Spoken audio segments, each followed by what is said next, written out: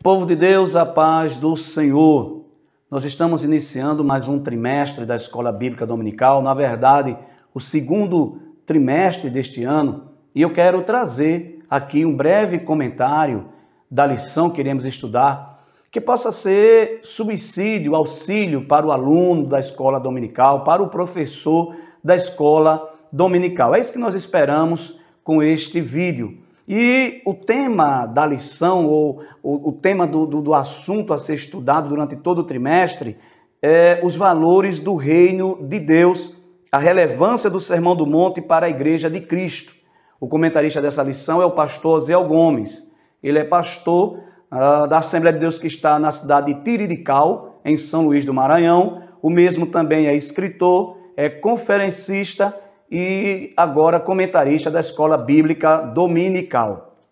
A primeira lição traz como assunto o Sermão do Monte, o caráter do reino de Deus. E vamos estudar exatamente quais são os valores ou qual é o padrão que Jesus manifestou no Sermão do Monte ou Sermão da Montanha, que ele espera que esteja presente na vida de todo aquele que é súdito do reino de Deus. Ou seja, toda pessoa que faz parte do reino de Deus precisa manifestar no seu dia a dia, no seu modo de viver, exatamente os valores expressos por Jesus no sermão chamado de Sermão do Monte. A lição está dividida em 3 tópicos. O primeiro tópico fala sobre a estrutura do Sermão do Monte.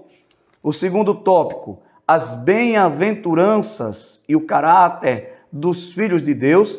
E o terceiro tópico, somos bem-aventurados. E ele começa o primeiro tópico fazendo uma pergunta: por que Sermão do Monte? Tem havido no decorrer do tempo um certo conflito em relação ao que Mateus escreve na localização onde Jesus estava, onde Jesus expressou esse sermão, e o que Lucas escreve. Porque Mateus capítulo 5, versículo 1, vai dizer que Jesus subiu ao monte e a partir dali ele sentou-se e começou a ensinar as pessoas. Lucas vai dizer que Jesus estava numa planície.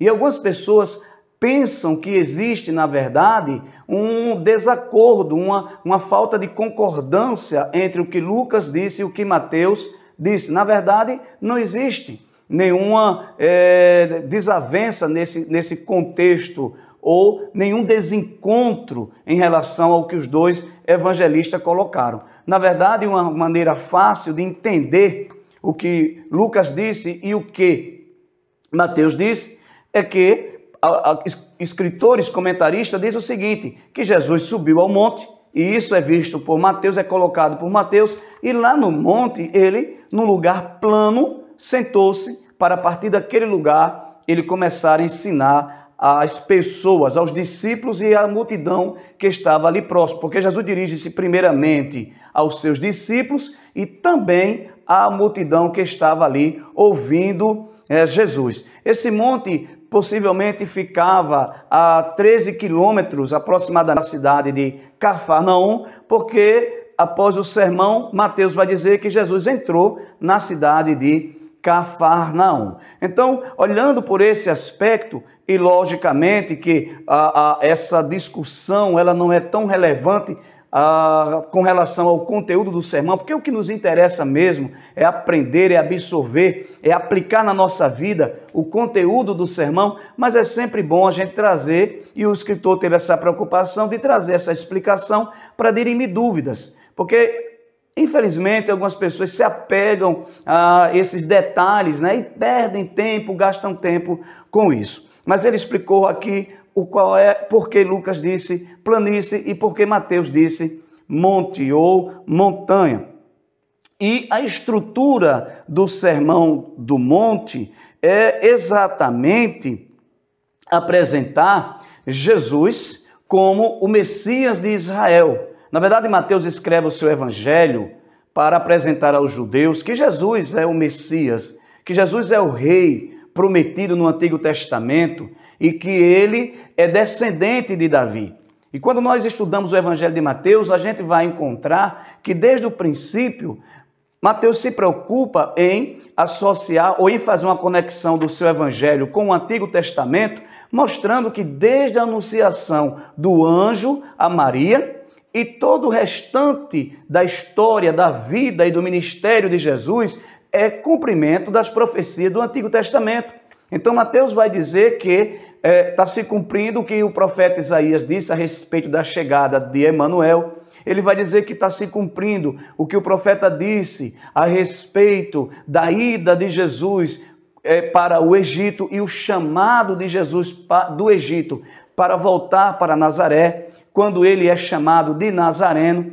Mateus vai escrever que estava profetizado que Jesus deveria nascer na cidade de Belém, e ele diz exatamente isso, para que se cumpra o que estava escrito. Então Mateus vai escrevendo a sua história a respeito de Jesus, trazendo à luz quem é Jesus. Jesus é aquele que é autorizado por Deus para chamar homens para o reino de Deus e ensinar qual deve ser o comportamento, qual deve ser os valores, qual deve ser o padrão de vida de todo aquele que faz parte do reino de Deus. E ao fazer isso, Mateus também está buscando de algum modo associar a figura de Jesus à figura de Moisés. Lembre-se que Moisés era a figura mais importante para o judaísmo.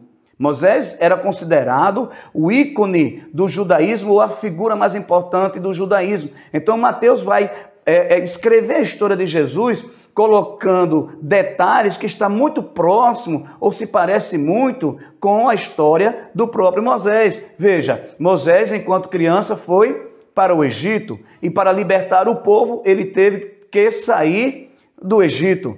Moisés precisou subir no Monte Sinai para receber das mãos de Jeová, das mãos do Pai, as tábuas da lei, ou seja, o código de ética, a relação de valores que Deus entregou a Moisés para que ele entregasse à nação de Israel, ao povo eleito de Deus da antiga aliança. E quando Mateus vai falar a respeito do Sermão do Monte, e ele coloca Jesus agora também manifestando às pessoas que iriam fazer parte do seu reino quais eram os padrões, quais eram os valores que Deus estava exigindo dessas pessoas, ele está fazendo exatamente essa ligação entre Jesus e Moisés, agora apresentando Jesus como superior a Moisés e como sendo o Messias de Israel, o rei prometido. Então essa é a estrutura do Sermão do Monte.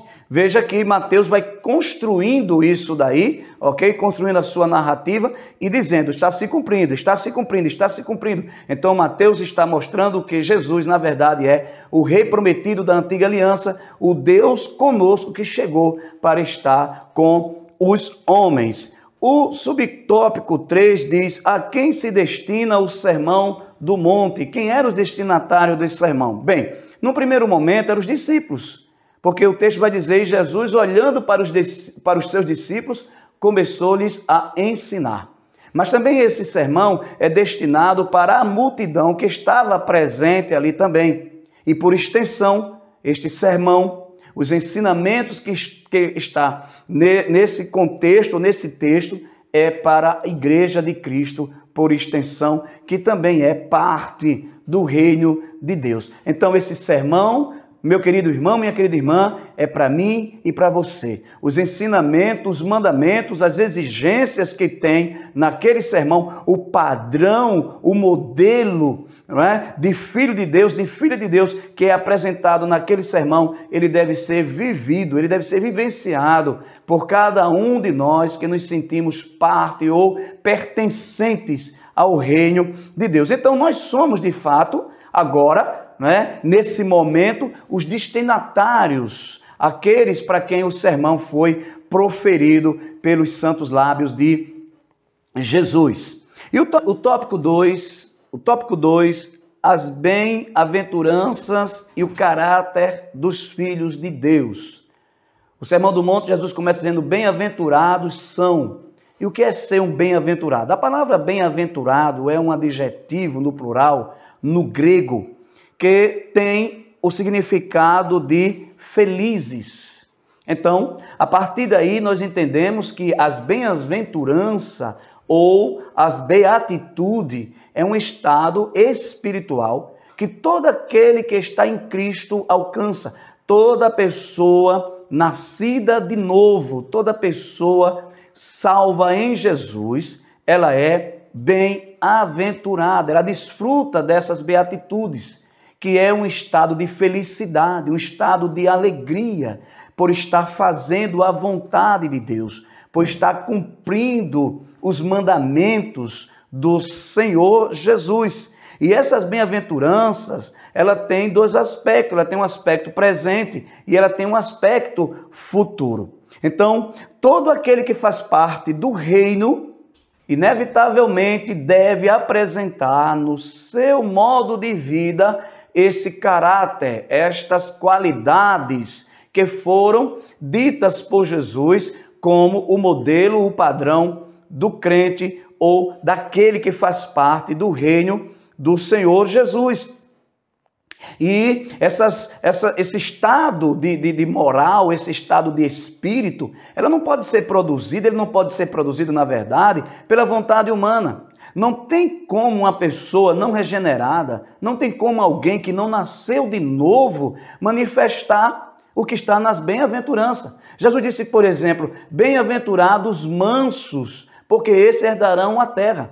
Bem, alguém pode até ser manso fora do reino de Deus. Alguém que não vivenciou ainda o processo do novo nascimento, ele pode sim apresentar características de mansidão, mas jamais ele vai atingir o nível, o caráter, a profundidade da mansidão que foi exigida por Jesus neste sermão. Uma coisa é alguém manifestar ou ter atitudes de mansidão, certo? Lá fora do reino, uma coisa bem diferente é alguém ser manso no reino de Deus. Existe uma profundidade aí, existe uma qualidade que somente pode ser produzida pelo Espírito Santo de Deus através da palavra de Deus. Então não tem como uma pessoa não regenerada ser bem-aventurada do ponto de vista do evangelho do reino.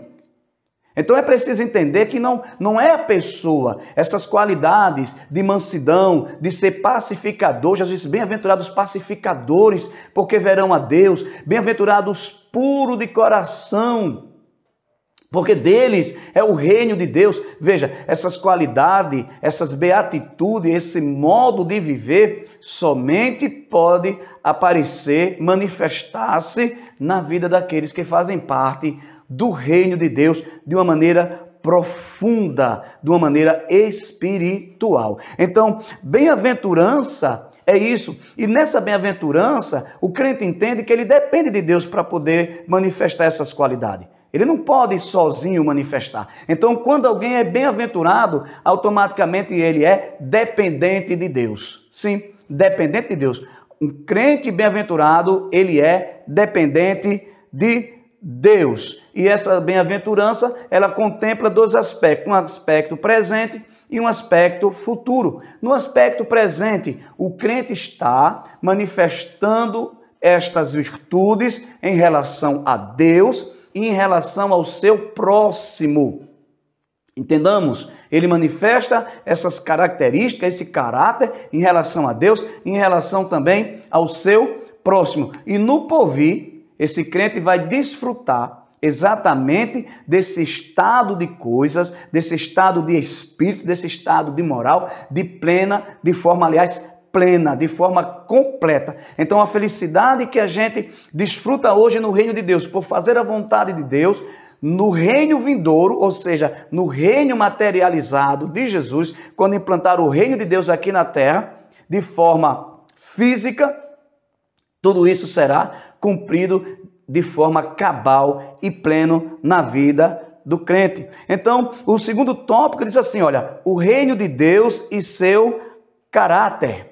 Jesus começa a pregar o seu evangelho, na verdade, João Batista começa a pregar o seu evangelho, capítulo 3 e versículo 1 do evangelho de Mateus, diz que João Batista apareceu no deserto da Judéia, pregando as boas novas do evangelho, ou pregando o evangelho. E qual era o tema da pregação? Arrependei-vos e credes no evangelho, porque é chegado a vós o reino de Deus. Ora, quando João diz isso, e depois Jesus vai pregar na mesma linha de João, porque Mateus capítulo 4, versículo 17, vai dizer que Jesus apareceu nas regiões da Galileia, às margens do mar da Galileia, também pregando essa mesma mensagem: arrependei-vos, porque é chegado a vós o reino de Deus.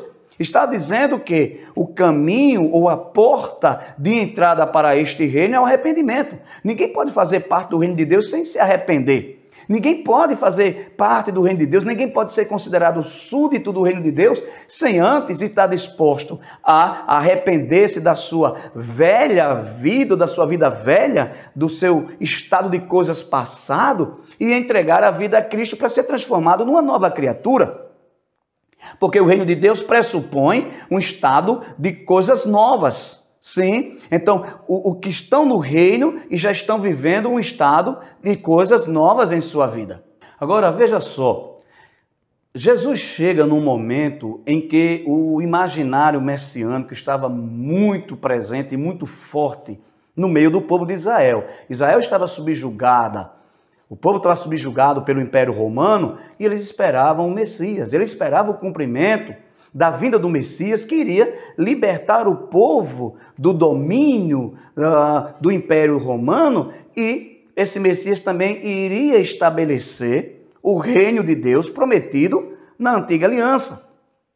Então, quando Jesus chega e ele diz: a vós é chegado o reino dos céus, o que está no imaginário, o que está no coração dos ouvintes de Jesus, dos discípulos da multidão, é que Jesus sim vai em algum momento tomar o poder, ou seja, destruir o Império Romano e estabelecer o reino físico de Deus na terra. Mas, na verdade, Jesus, nesse primeiro momento, ele vem implantar um reino oculto no coração de cada pessoa que o recebe como Salvador. Então, qual é o caráter desse reino? Primeiro, esse reino está no coração. Esse reino é oculto. Esse reino, ele é a transformação de uma vida que antes estava sob o domínio do pecado, sob o domínio do inimigo, e agora está sob o domínio de Deus. De uma vida que vivia mergulhada em trevas e em perdição, cometendo coisas que é contrária à vontade de Deus, e agora está no reino de luz, fazendo a vontade de Deus, fazendo a vontade do Pai, através de Jesus Cristo e do Espírito Santo. Então, a característica desse reino, no primeiro momento, é um reino no coração. É também a chegada do reino como salvação. Sim, porque o reino traz consigo a salvação das pessoas. Ora, o Messias iria chegar, e ele chegou. Jesus é o Messias prometido da antiga aliança, e com ele o reino. Então, Jesus trouxe o reino. Em algum momento, Jesus chegou a dizer: o reino de Deus está entre vós. O reino de Deus está aqui. Ou seja, o reino de Deus já chegou, já está sendo vivenciado. Ainda não na sua plenitude, mas sim está sendo vivenciado na vida de todo aquele que está regenerado pelo poder da palavra de Deus e da ação do Espírito Santo. O reino também é a expressão desse reino. Aliás, a igreja é também a expressão desse reino de Deus. Por quê? Porque a igreja manifesta o reino. Lá nas bandas de Cesareia, você que lê a Bíblia conhece a história. Jesus reuniu seus discípulos, perguntou o que as pessoas estavam dizendo a respeito dele e foi dado algumas respostas. E quando Pedro diz que ele é o Cristo, porque Jesus pergunta: e vocês? O que dizem vocês que eu sou? E Pedro diz: tu és o Cristo, o Filho do Deus vivo. E Jesus diz a ele: olha, bem-aventurado és tu, Simão Bajonas, que não foi carne nem sangue que te revelou estas coisas, mas o meu Pai que está nos céus. Por isso eu te digo que tu és Pedro, sobre esta pedra edificarei a minha igreja, as portas do inferno não prevalecerão contra ela, e a ti, olha o que Jesus diz em seguida a Pedro, e a ti eu te entrego as chaves do reino de Deus, do reino dos céus. Na verdade, Mateus vai sempre colocar como o reino dos céus. Lucas é que coloca como o reino de Deus. E há uma razão para isso. Mateus diz reino dos céus, ele está escrevendo para os judeus, e havia um certo temor em pronunciar o nome Deus, Por isso Mateus coloca como reino dos céus. Como Lucas escreve para os gentios, então Lucas vai escrever reino de Deus, vai mostrar como reino de Deus. E Jesus diz naquela hora a Pedro: eu estou te entregando as chaves do reino dos céus. O que tu ligares na terra será ligado nos céus. O que tu desligares na terra será desligado no céu. Logo, a igreja é a expressão desse reino. E um outro caráter ou característica do reino é que toda a criação e a volta do Senhor Jesus aponta para esse reino. Ou seja, estamos aguardando o cumprimento pleno e total da manifestação desse reino quando Jesus voltar na sua segunda vinda para, implantar o reino de Deus na terra. E aí o reino de Deus físico, materializado, estará cabalmente presente aqui neste mundo e cumprido plenamente o que está escrito a respeito desse reino. Então, esse foi o tópico 2, onde fala a respeito das características do reino e como devem ser os súditos do reino de Deus. Ora, os súditos do reino de Deus devem apresentar qualidades. E onde estão essas qualidades? Está justamente no sermão da montanha, no sermão do monte. Veja, enquanto no imaginário de algumas pessoas elas deveriam ir de encontro aos seus inimigos, os judeus entendiam que deveriam destruir o inimigo, que deveriam enfrentar aqueles que estavam lhe oprimindo. Jesus vai dizer que agora aqueles que vão fazer parte do reino devem orar pelos inimigos, deve abençoar quem está maldizendo, deve amar quem está odiando. Veja as exigências desse reino, veja o caráter desse reino, veja os valores exigidos por Jesus para aqueles que fazem parte desse reino. Então veja só, olha, qualidade como mansidão, quebrantamento, justiça ou retidão, misericórdia, ser misericordioso, ser pacífico, manifestar paz. Tudo isso é aquilo que se espera dos que fazem parte do reino de Deus. A lição diz assim: logo espera-se que os filhos de Deus manifestem essas qualidades espirituais na vida cristã, pois sem elas não poderemos participar do reino divino. Então não tem consenso entre uma pessoa dizer que faz parte do reino de Deus, que recebeu Cristo como Salvador, que é uma pessoa que nasceu de novo pelo poder da palavra, foi regenerado pelo Espírito Santo, e não manifestar aquilo que está colocado no sermão da montanha por Jesus. Não tem como. Uma das qualidades ali expressas, em maior ou em menor grau, elas devem aparecer na vida do crente. É claro que não existe perfeição, ninguém está ainda no estado de perfeição. Não pode se esperar que alguém, nesta natureza em que nós ainda estamos, manifeste essas características, manifeste essas qualidades no nível de perfeição.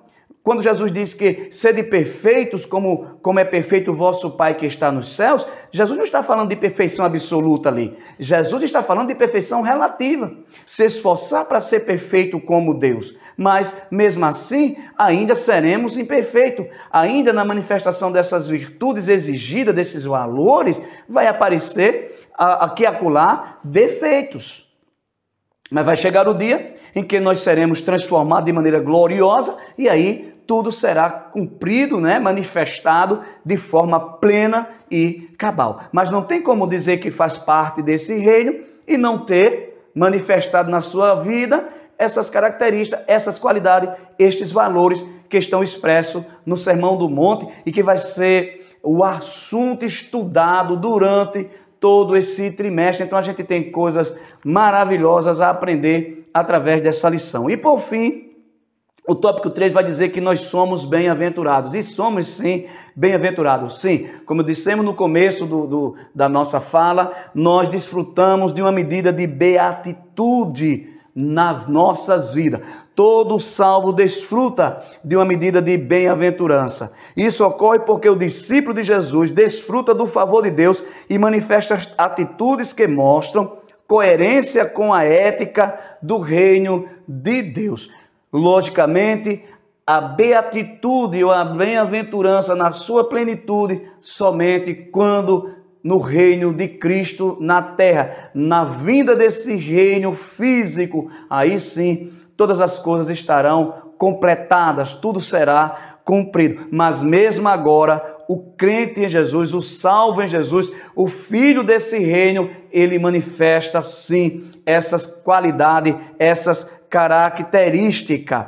E o tópico 2 diz: a prova de que o cristão é bem-aventurado. Onde é que está a prova? É exatamente isso, que quando uma pessoa sai das trevas para a luz, ela entra numa nova dimensão. Acontece com ela o que Paulo escreveu na sua segunda epístola aos Coríntios, capítulo 5, versículo 17. Aquele que está em Cristo, aquele que já ressuscitou com Cristo, nova criatura é, as coisas velhas se passaram, eis que tudo se fez novo. É o que Jesus disse a Nicodemos: o que é nascido da carne é carne, mas o que é nascido do Espírito é Espírito. Então, o salvo, o súdito, já está manifestando essas virtudes, essas qualidades, enquanto aqui viver na dependência de Deus. Lembre-se que não tem como manifestar essas qualidades, esse caráter, esse conjunto de valores por si próprio. O homem não consegue, ele precisa depender de Deus, da sua palavra e do Espírito Santo. E para concluirmos, o Sermão do Monte é a base ética do reino de Deus. E este será o assunto estudado em todo o trimestre. Meu irmão, minha irmã, você que está me ouvindo, não perca a escola dominical. Venha participar da escola bíblica dominical. Nós vamos aprender muito. Esta lição é riquíssima. Esta lição terá muito, mas muito o que nos ensinar. Eu espero, em Cristo Jesus, ter contribuído com você de alguma maneira através desse breve comentário e ter trazido algum auxílio, não somente para você enquanto aluno, não somente para você enquanto professor, mas enquanto crente em Jesus. Que eu e você possamos cada dia mais buscarmos em Deus, com a ajuda de Deus, do Espírito Santo, manifestar em nossa vida diária o que está escrito, o que foi proferido por Jesus no chamado Sermão do Monte. Deus abençoe sua vida e Deus possa derramar sobre você bênçãos sem medidas. É o que eu desejo, é o que eu oro para a tua vida, em nome de Jesus. Deus te abençoe. E se você gostou desse vídeo, compartilhe. Se ainda não é inscrito no canal, se inscreva, deixe o seu like, assine lá, marque o sininho para ser avisado, porque nós, com a ajuda de Deus, com a graça de Deus, estaremos semanalmente comentando as lições da Escola Bíblica Dominical no nosso canal aí no YouTube. Então nos ajude, compartilhe, divulgue, mande para alguém que precisa ouvir esta palavra e você estará nos incentivando a continuarmos nesta obra. Mais uma vez, Deus te abençoe, em nome de Jesus.